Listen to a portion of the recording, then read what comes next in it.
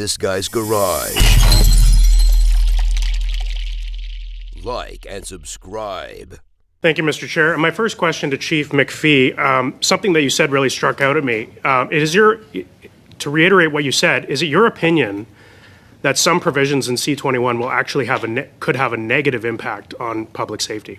Yeah, and specifically in relation to the handguns, as stated, and we've heard several times, there's parts of this thing that have actually a lot of sense. But when we're going to actually ban handguns and not focusing on the people pulling the triggers on the enforcement model of some of the things current existent. But you agree that it could have a negative impact on public safety? Absolutely. Oh, yes. Man. Okay, thank you. I know that police have an important role to play in combating domestic violence. Bill C-21 proposes a so-called red flag law that would allow people to apply to the courts for an emergency weapons prohibition order. The police would be enforcing this order, is that correct?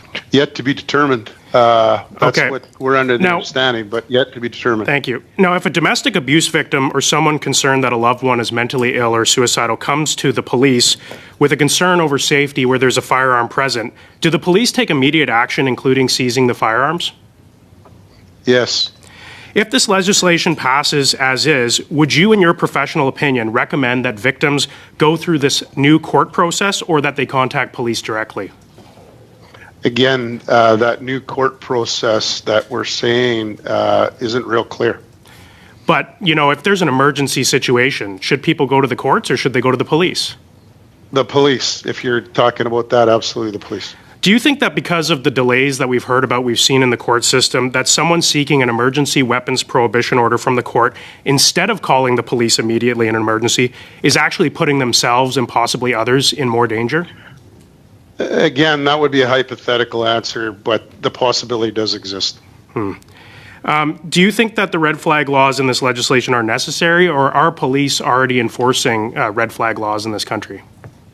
As mentioned, there's 117.2 of the Criminal Code. This strengthens that, but I haven't seen exactly how many times across this country 117.2 has been used to date. Is there any truth to the claim that some people have made that this legislation is necessary to add the courts because police are ignoring the requests of victims? I have never seen a police service, and you heard it as well from the inspector in BC. This firearms is something that we all take very, very serious, regardless of a handgun or any type of firearm, replica or not. That's a very serious offense that all police services that I'm aware of take action on. So you don't have any evidence that the police are not currently doing their job enforcing red flag laws? Correctly, we could do more of it. Again, it goes down to, obviously, as the inspector also mentioned, resources. Thank you. Mr. Friedman, a key justification for C-21 is to prevent the so-called practice of straw purchasing. Is straw purchasing a widespread practice in this country? I can tell you, particularly when it comes to handguns, which are registered to the licensed owner, it's legal suicide for somebody to buy handguns to divert them to the legal market. They are tied to them both by serial number and registration certificate. And that's why in the homicide and shooting cases that I've done, my colleagues do, police investigate, particularly in the city of Ottawa, but elsewhere, we see illegally smuggled guns into the country as being those handguns which are used in violent crimes. Do you believe that the current practices that regulate handguns in this country are effective at preventing and deterring straw purchases? The proof is in the pudding, right? Like I said, it would take a very foolish individual, not just foolish, but once again, who wants to spend years and years in the penitentiary, to sign themselves up to a list, put their name on a government database, and then go and commit a crime which is linked to that database. Will the prohibition of handgun transfers under C-21 do anything to prevent the purchase, possession, and use of handguns for illegal purposes? The only thing that it will do, and I echo Chief McPhee, I think it's a really important perspective that's being lost here, is it will alienate 2.2 million law-abiding Canadians who were told, license, register your firearms, and you will be able to own them safely and lawfully. Instead, we're going to see less compliance with licensing and a general mistrust driving a wedge between law-abiding citizens and law enforcement who should be close partners in cooperation. So not only will it do nothing because law-abiding citizens and legally owned handguns aren't the problem here, but it could actually jeopardize public safety. And I'm very happy the police are here to give that perspective.